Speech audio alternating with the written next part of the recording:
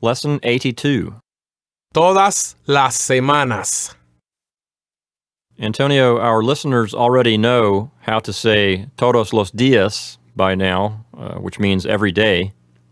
Would you say that learning how to say todas las semanas is somewhat similar to that? Yes, very similar. The only difference is that in todos los días, días is a masculine word. That's why you use the article los.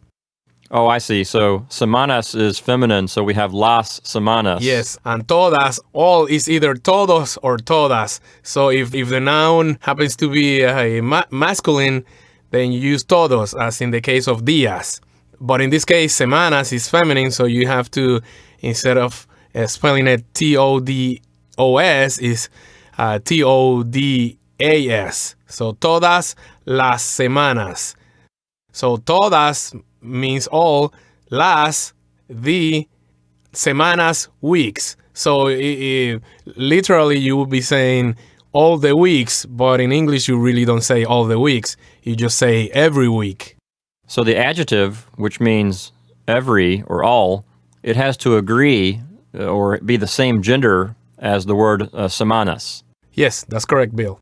Well, later in our book, toward the end, we'll learn even more about adjectives and how they work with nouns. We're not officially studying adjectives yet, but in the meantime, just keep in mind that this is sort of an idiom, todas las semanas, every week, and just sort of memorize this as an idiom. Okay, let's take a look at our exercises.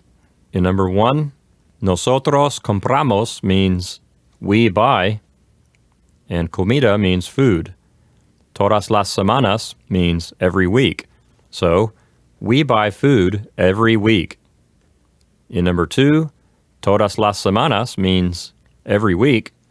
Ellos compran means they buy, and comida means food. So number 2 will say, every week they buy food. In number 3, tus padres means your parents. The verb is compran, so tus padres compran will say, your parents buy. Comida means food, and todas las semanas means every week. So number 3 will say, your parents buy food every week. In number 4, el perro means the dog. De means of. Mi madre means my mother. So what we have so far will say, the dog of my mother, but it would sound better to say, my mother's dog. Siempre means always. The verb here is tiene. That's third person singular because it needs to agree with el perro, and that means has. And hambre means hunger. So number 4 literally will say, the dog of my mother always has hunger. But it would sound better to say, my mother's dog is always hungry. And number 5, nosotros queremos means we want. Comida means food. And dinero means money. So number 5 will say, we want food and money. In number 6, mis gatos means my cats. The verb here is quieren. That's third person plural. So mis gatos quieren will say, my cats want. Mi comida means my food. And todos los días means every day. So number 6 will say, my cats want my food every day. In number 7, la muchacha habla means the young woman speaks. Inglés means English. Español means Spanish. And también means also. So number 7 will say, the young woman speaks English and Spanish also. In number 8, los hombres means the men. The verb is son, that means are. And mis hermanos means my brothers. So number 8 will say, the men are my brothers. In number 9, we have a question. The subject of the sentence is the word hijo, which means son.